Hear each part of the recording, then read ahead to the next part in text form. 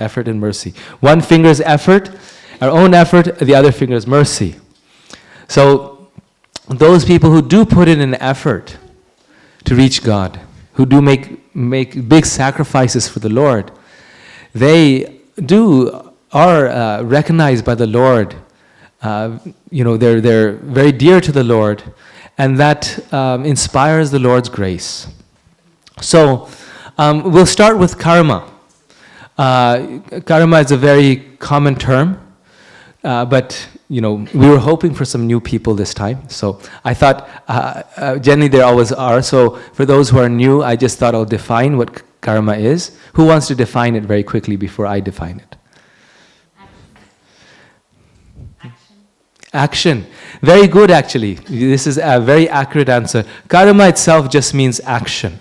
Any activity is a karma. But when we say karma, we often refer to the law of karma, right? The law of karma. What is the law of karma?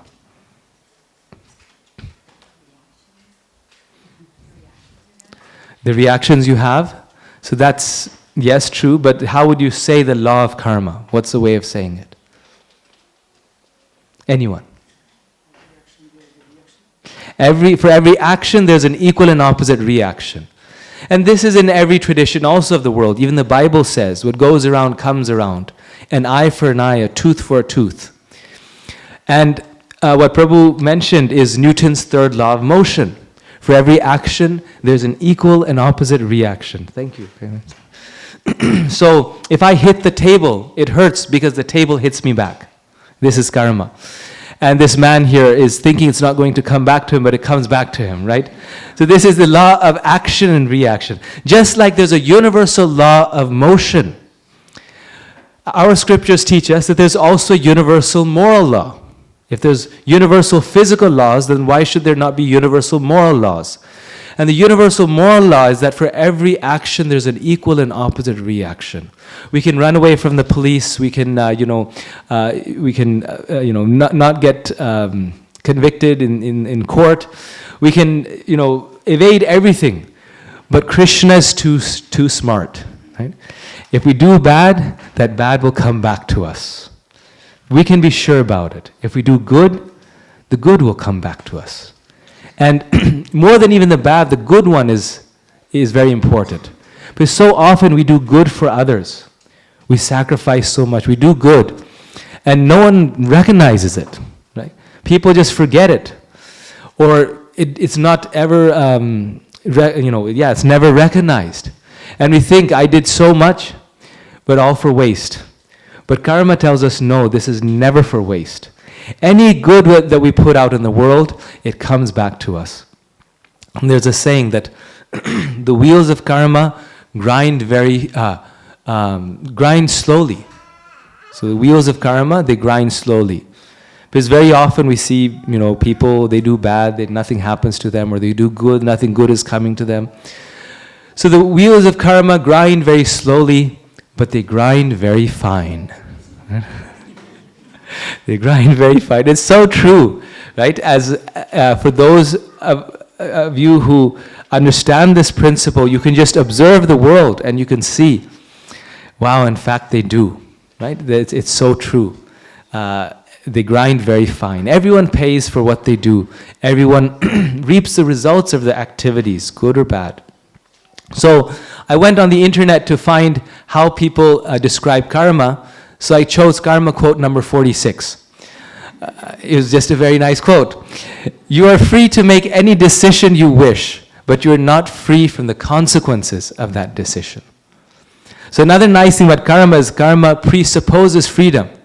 We would not be suffering the reactions for actions if they're not our actions. Now, our actions are truly our actions. Because according to Vaishnava philosophy, according to the science of the soul, we have always existed from beginningless time. So Krishna is the creator in the sense that he maintains us, but we've always existed. So it's not that Krishna created us a certain way, and so that's why we are acting in that way. Right? Like every mother at some point tells her child, why were you created like this? But they truly were not created like this. They have been like this since time immemorial. What to do? It only makes the matters worse there. But the reality is we are truly who we are. And therefore, any decision that we make, it's a result of a present free will or a past free will. And in this life, it may not seem like we have freedom. Like some people, they're maybe handicapped mentally, or, and it may seem that they don't have really free will to act. But the scriptures tell us we may be, presently innocent, but we're not cosmically innocent. On the cosmic level, there's some free will that's resulted in something else and something else. So we are free to make any decision we like, but we're not free from the consequences of that decision. How people treat you is their karma. How you react is yours. Wayne Dyer has said this. He's a famous, I think, motivational speaker. So he uses principles of karma and things like that to actually help people. It's actually a very helpful principle, because it tells us that our future is in our hands. The decisions that we make will determine our future. And so we have control over our future. We can determine our future by our own efforts and actions. So to get a little more detailed, the scriptures tell us there's 3 types of karma. This is where it gets very interesting, because people say, well, this person has been a jerk their whole life, but they always seem to get away with it. What's going on here? So there's 3 types of karma. There's kriyaman karma, the karma a person produces and reaps in their daily lives. It is the most immediate form. The karma a person produces and reaps in their daily lives, it is the most immediate form. So I'm the younger brother in the family. So if I punch my brother, I can be sure I'll get a punch back. Right? There's the younger one. That's kriyaman karma. You will immediately get a reaction. It comes, or maybe I'm, speeding. Well, very often we speed and we don't get the ticket, but if we're speeding and then a cop is behind us, it gives us a ticket. So that is an immediate form of karma that we immediately reap. Then there's prarabdha karma. This is karma whose effects have already begun. It takes longer to manifest, but occurs at some point in one's present lifetime. There's karma whose effects have already begun. It takes longer to manifest, but occurs at some point in one's present lifetime. Who can give an example of this form of karma? Okay, King Dashrath. Ah.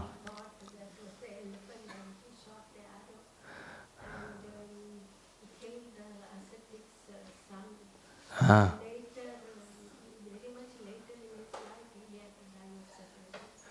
His son. Yes, very nice example. Mataji is giving an example from the Ramayana, where King Dashrath accidentally kills a young man who's taking care of his parents. And then later on, King Dashrath passes away due to separation from his own son, Lord Ram. So that's given as an example. Yamuna Jivan Prabhu. I'm thinking of diabetes. Mm-hmm. You start with initial levels of sugar going all over the place, and then you finally end up with diabetes. Yes, a very nice example. Right, we just start by eating too many sweets, and we keep eating sweets, and one day we go to the doctor. The sugar level is too high. So the reaction may come 20, 30, 40 years later, right? Right. On those lines, global warming. Good example, yes. I throw that plastic bottle out, just think nothing's going to happen, but eventually it wraps up and it affects me back. Very nice, yes. Yes? I was thinking of being a child, if you're not responsible and don't pay attention to the studies, we may not realize at that point. But definitely, Ah. 20s, 30s. Very that is a very nice example. So initially we are, we don't take our studies seriously. We pay for it later on in life. Another example is like, drinking. Initially it's fine, just a glass of wine, but gradually increases, and then liver damage and this damage and that damage. Smoking, people smoke, and later on, 30 years later, they get lung cancer. So at that time, there's no problem. Why you stopping me? but that reaction manifests gradually over time.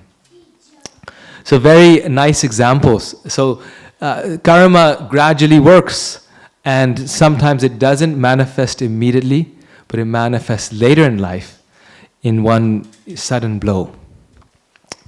And finally, this is the most interesting part of karma, you could say, is sanchit karma. This is the accumulation of all past karma, and the results of this usually occur in a future lifetime.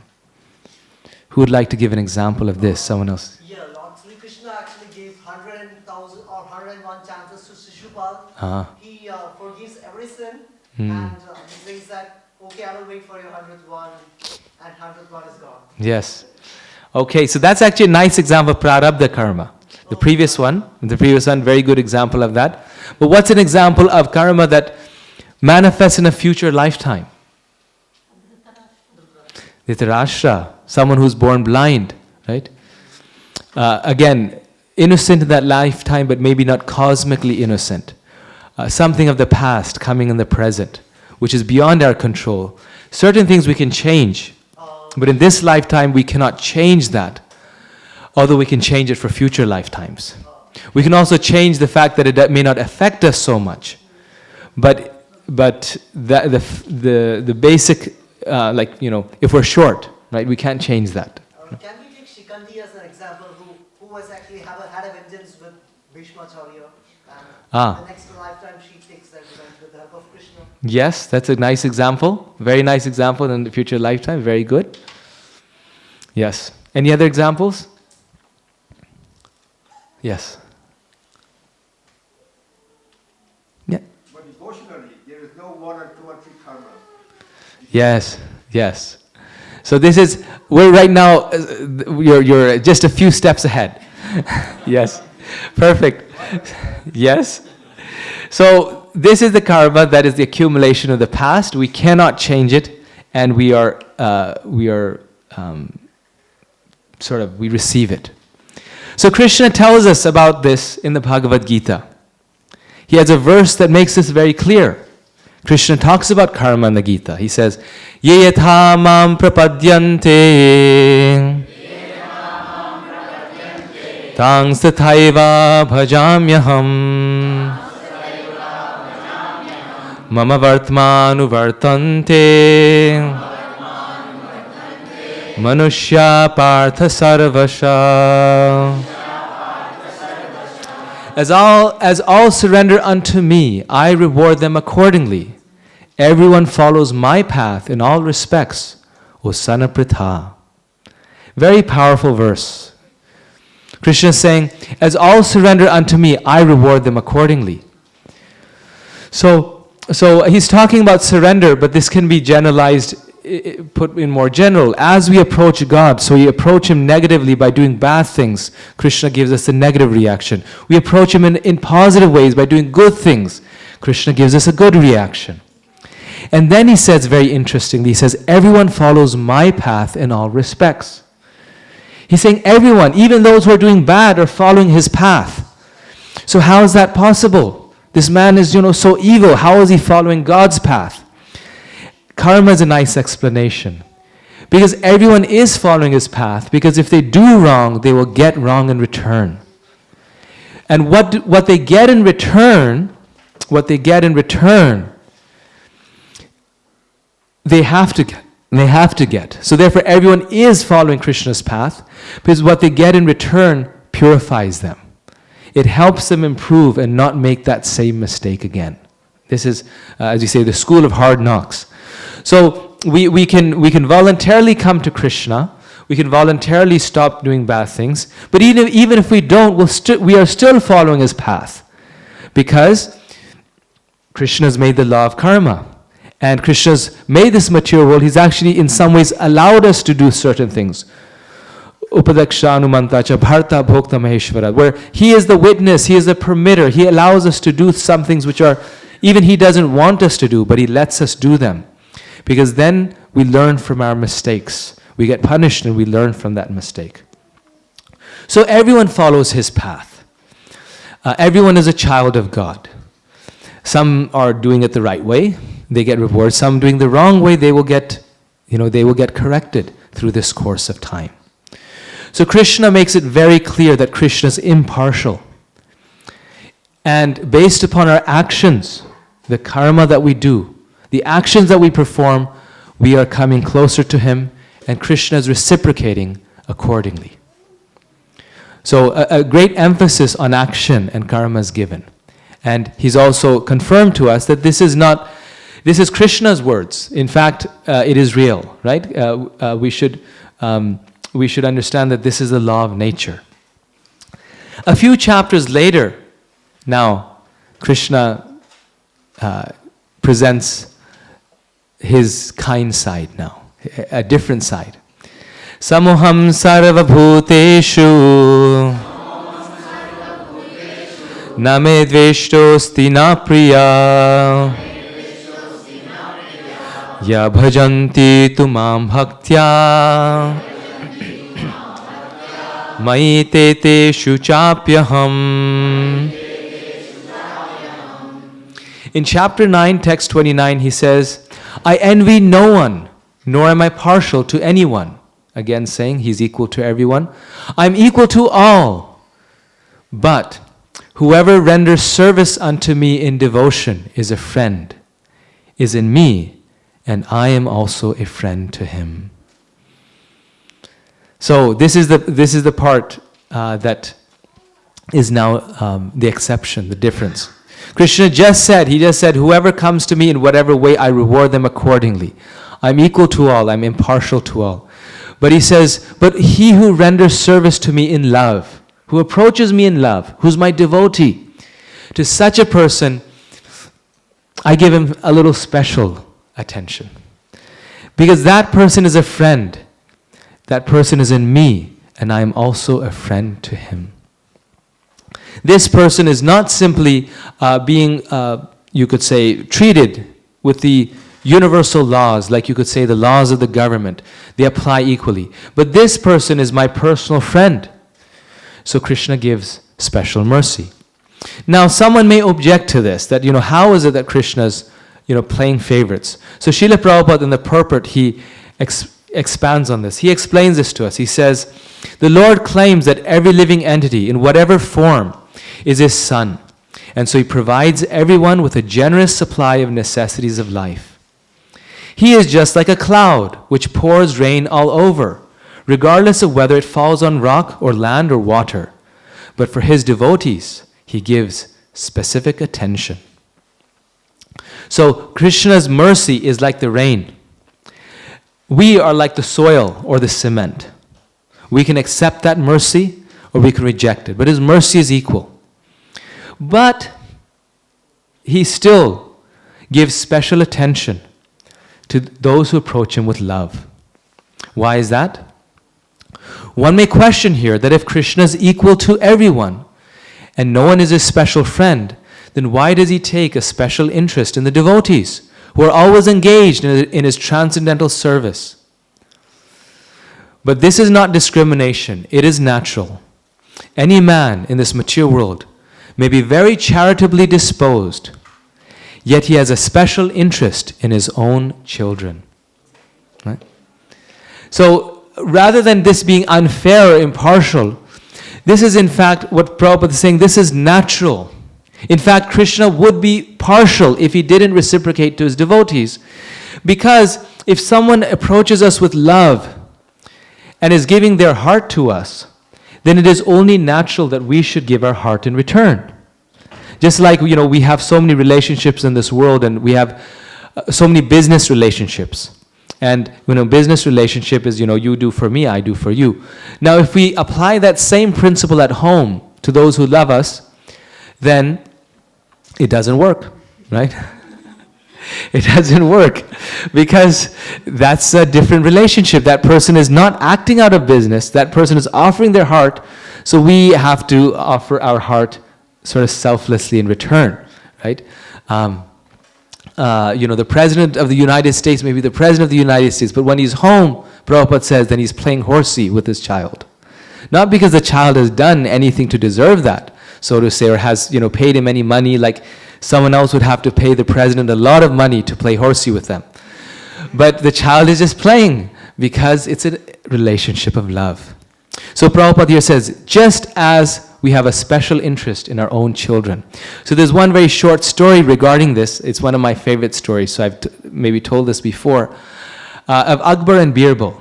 Right? There's Akbar and Birbal were two very famous people. Akbar was the king, and Birbal was his minister. And Akbar was a Muslim king. So one time Akbar was a Muslim king, and he was very open-minded. So the Hindus were happy with him. He let people practice whatever they did. And in fact, he was interested in other religions. So one time Akbar and Birbal, they were going on this chariot drive, and Akbar started talking to Birbal and saying, you know, Birbal is a Hindu minister and Akbar is the Muslim king. Akbar told Birbal, he said, you know, your God, he keeps on appearing on this earth.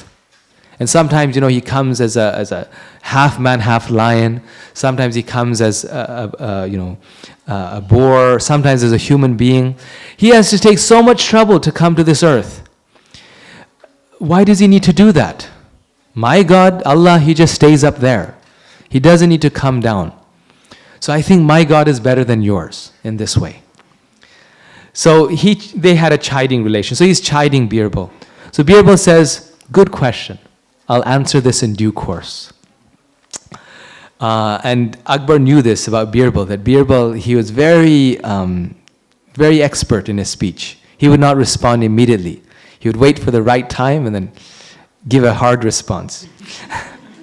So one time the king is in his assembly, and he's, you know, all the people, everyone's there. And the king had just had a newborn child. And he had all the assembly going on, and one of the attendants used to hold his small child in the assembly while the king did his things. Just like Akhandanam Prabhu's there with his newborn child, right? Holding very nicely. And so Birbal told the attendant, he said, when the king is in his assembly, you're standing next to the pond, that's your spot. You know, he had a nice reservoir, right, of water in the middle of his assembly. He told the attendant, he said, just accidentally drop the child into the pond of water. And the attendant tells Birbal, you're crazy? I mean, you want me to lose my head? This is the king's child, it's a prince. You want me to put him in the... He says, don't worry, I'm the minister, I'll take the flak, I promise you. Just do what I'm telling you to do. So the assembly goes on, the attendant is there. Right in the middle of the assembly, he accidentally drops the child. It slips from his hand in the pool of water. There's a big splash. And Akbar looks that the little child is there. So he comes running down the steps. He's this big king. But he comes running down like a young man. And he nosedive jumps into the pond and pulls out his small little child. Simultaneously, many of the guards, they also jumped inside, and everyone is trying to save this child, and he comes out with his child. So when he comes out, you know, he's sort of wiping himself, kissing the head of his child. So Birbal goes up to him in the assembly and says, Akbar, you're such a big king. Why did you run down from your throne and save your child? We had 10 guards here standing right here. All of them knew how to swim. They're so strong. They're so nice. Why did you have to come jumping down from your thing? It's so embarrassing. And Akbar tells Birbal, Birbal, have you lost your mind? This is my child. I love him. Of course I need to come down. And he says, see, our God is just like this. He's just like this. There's so many people to do his work. There's so many people to care for his devotees and take for him. But they're so dear to him that he has to come himself. He has to come down himself and personally save them and protect them. Personally take care of them. And you see the Bhagavatam that the message of every story, the message of every life of a great devotee is just like this. The person who's being glorified is the devotee. Krishna comes down for his devotee just to please them. He moves the world. He turns it around just to please his devotees. When he comes down as Lord Nrsingadev, he comes down just to save Prahlad, not to kill Hiranyakashipu. There's 100 ways he could have killed him. He could have just produced a volcano right under his throne and killed him. but he comes to save Prahlad. And he takes this awkward form of a half man, half lion. Why? He could have saved him as Krishna playing his flute, but why did he take that form?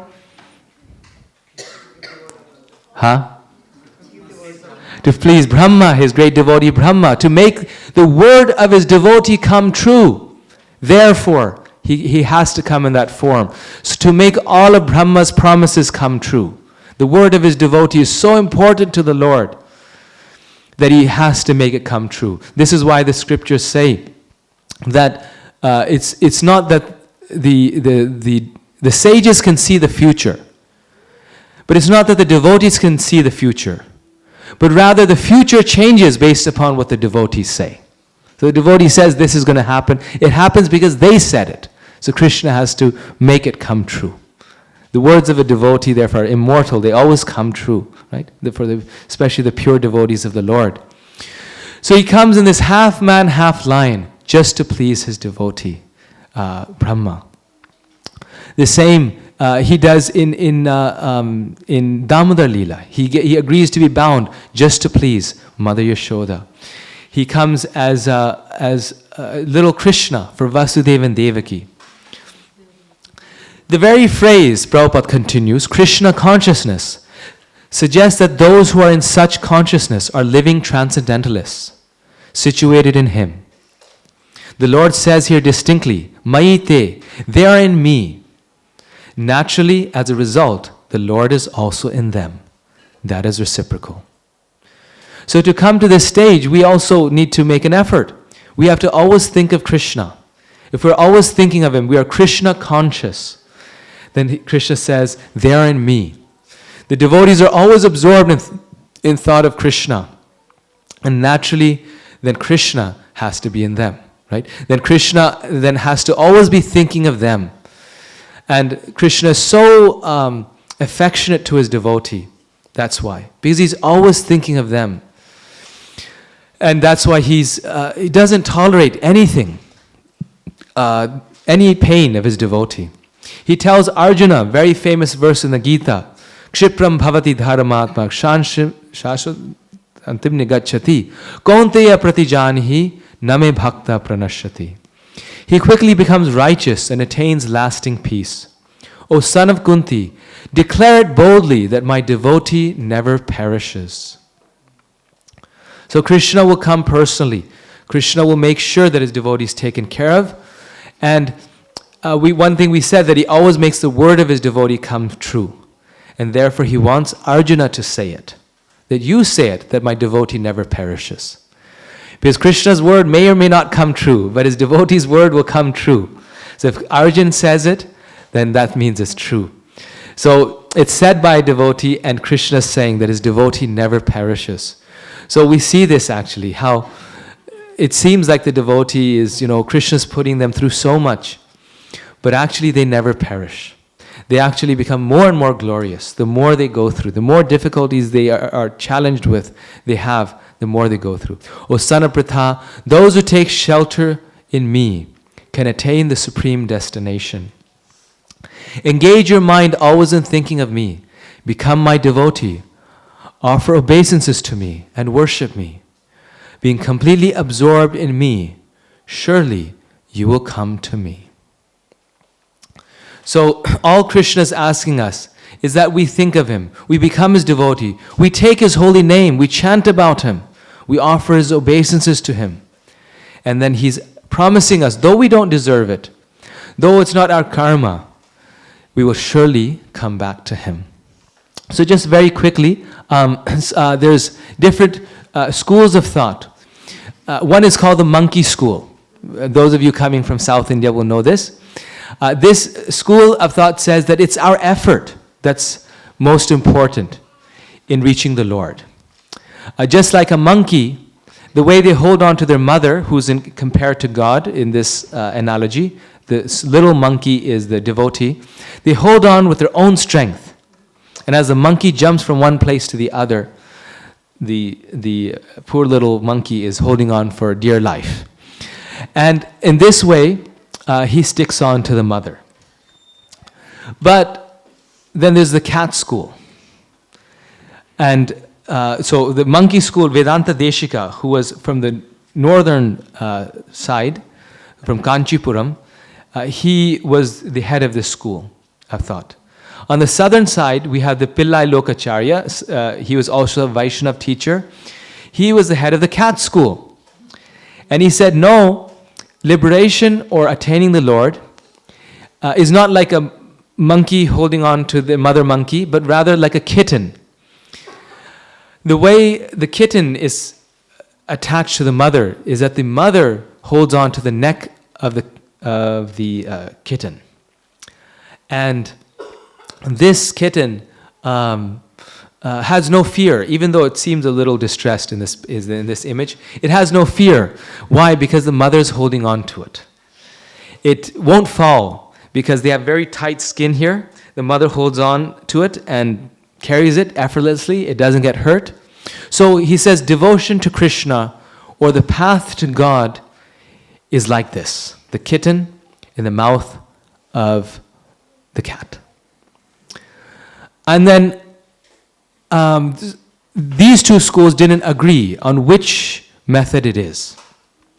And we have yet a third option that we propose, which is sort of a middle ground between these two. But before that, most of us right now are in the rat school. We're in the mouth of the cat. But if we're not coming to Krishna out of love or devotion, if we don't come to Krishna and surrender to Him, we'll still be in the mouth of Krishna. Like Krishna is saying, everyone follows my path. But that will be as time, right? Krishna coming as time. So we don't want to be part of the rat school, that's for sure. So which is our school?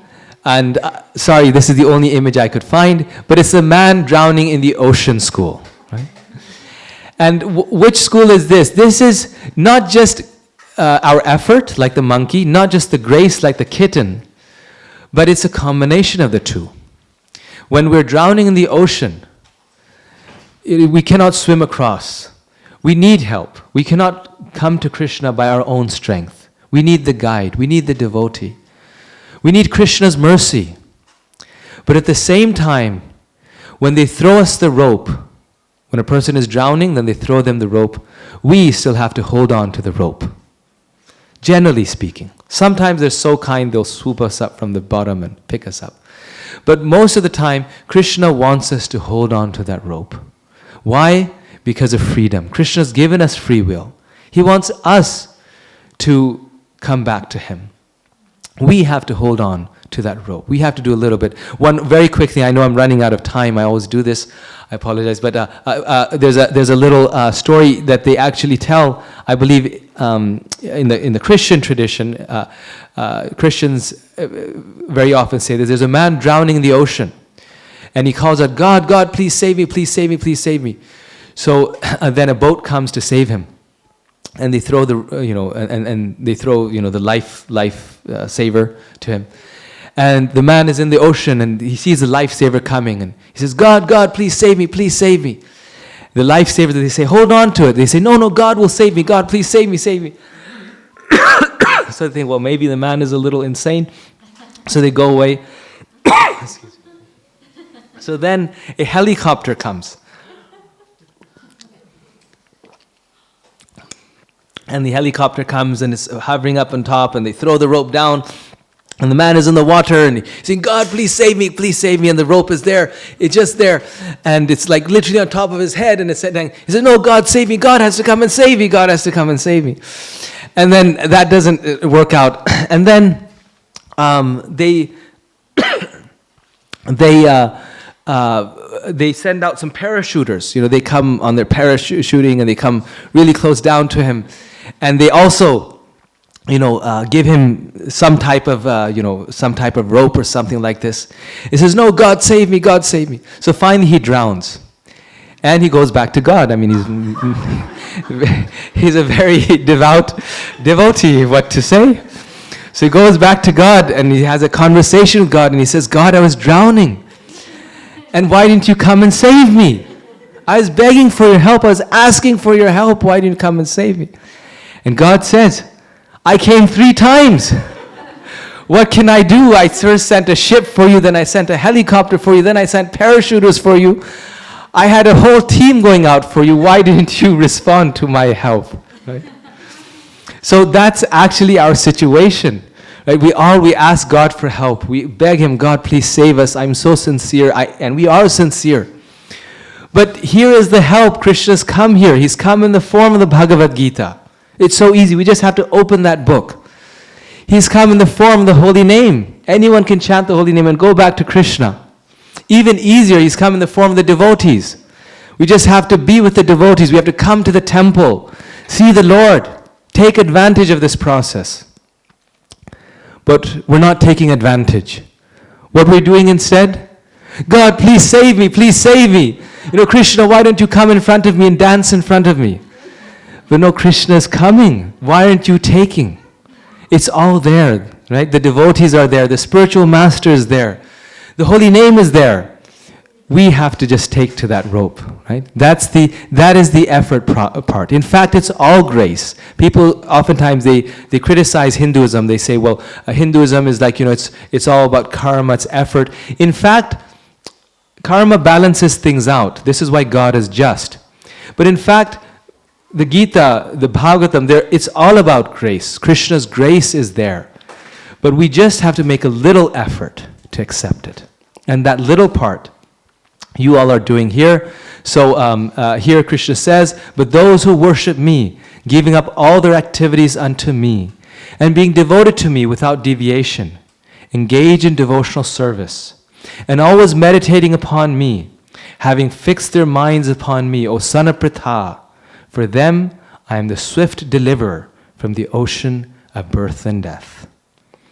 So Krishna's saying, you think of me, you become my devotee. What will I do in return? This is the Gita. Krishna, his own words, he's saying, for them I am the swift deliverer from the ocean of birth and death. Krishna will come very fast. We won't have to wait 1,000 lifetimes, 1,000,000 lifetimes. In this lifetime, Krishna will come.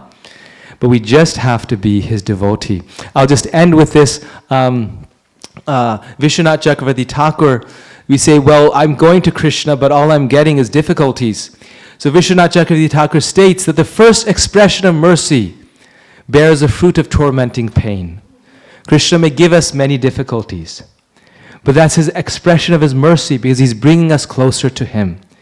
His second wave of mercy, but then there's another wave that comes, causes an extraordinary shower of sweet bhakti rasa to rain down on his devotees.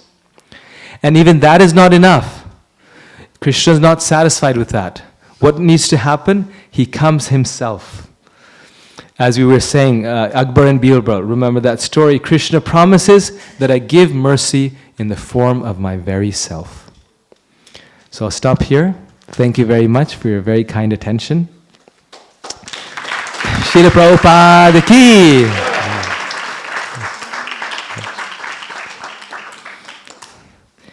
If we have a few more minutes, I have a few slides in Bhakti Siddhanta Saraswati Thakur. I could do that or Q&A, whatever you tell me. I totally, just forgot here. I have this few things about him that probably I should have done first, but my apologies. Yes. Yes. But what time do we have? Because I don't want to...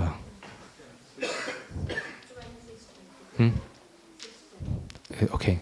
So I don't exactly remember. Is it 6:30 or 6:15? 6:15. Okay. When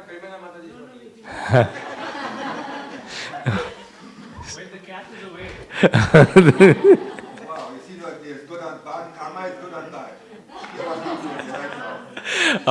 bad. Yes. Okay, just 1 minute. Yes, you're right. So,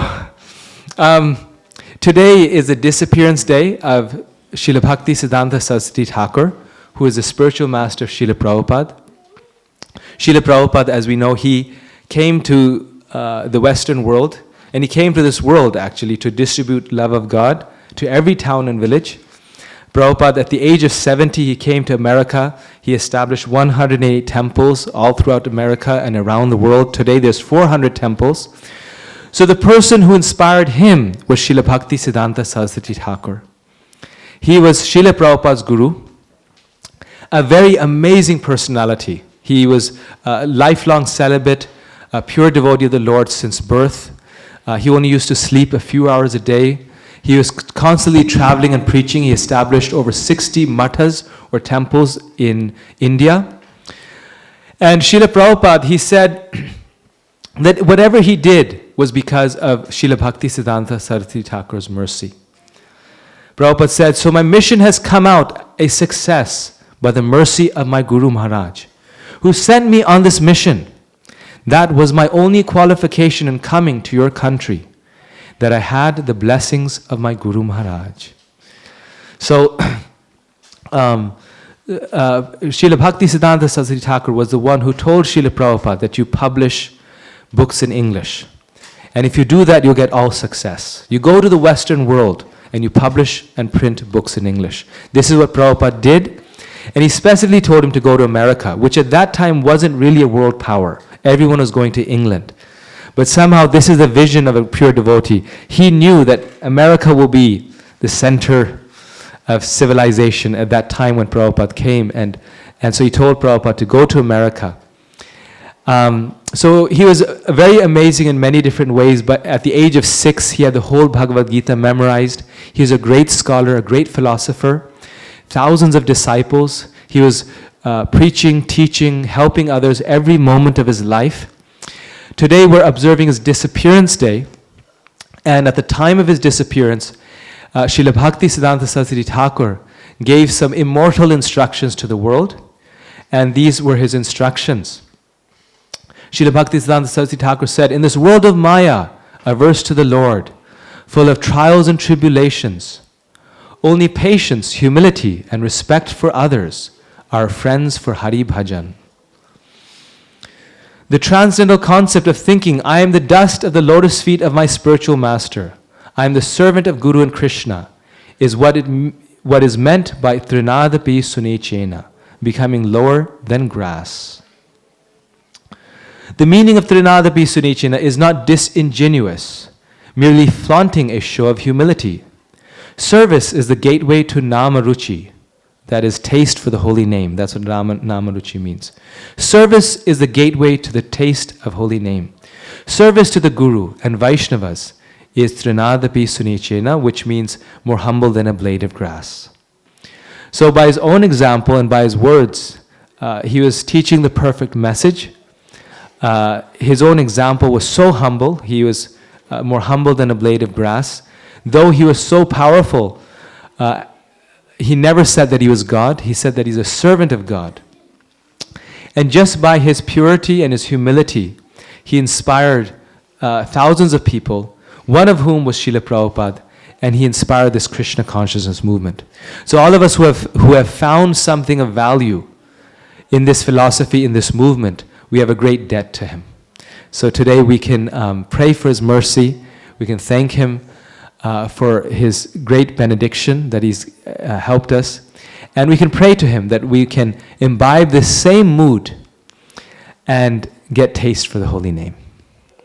Srila Bhaktisiddhanta Saraswati Thakur Maharaj ki, Srila Prabhupada ki, Gaur Bhakta Vrinda ki.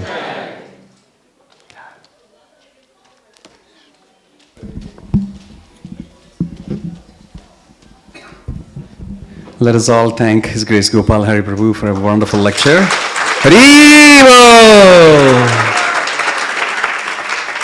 So before you take the divine darshan of their lordships, a few administrative announcements.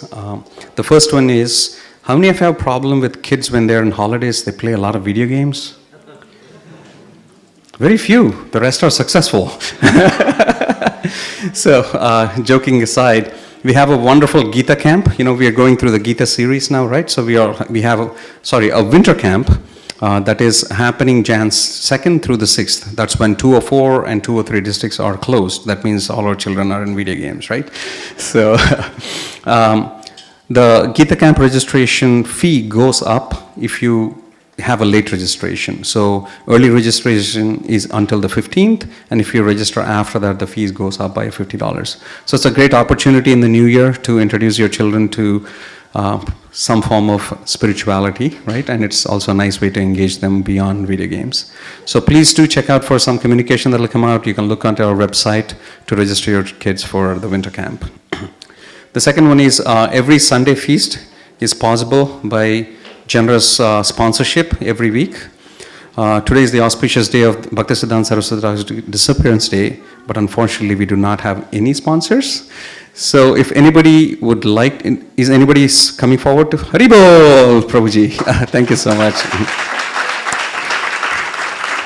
We do accept multiple sponsors. If you're interested, you can reach out to Abhay Prabhu. Abhay Prabhu is in the corner right there. Okay. All right.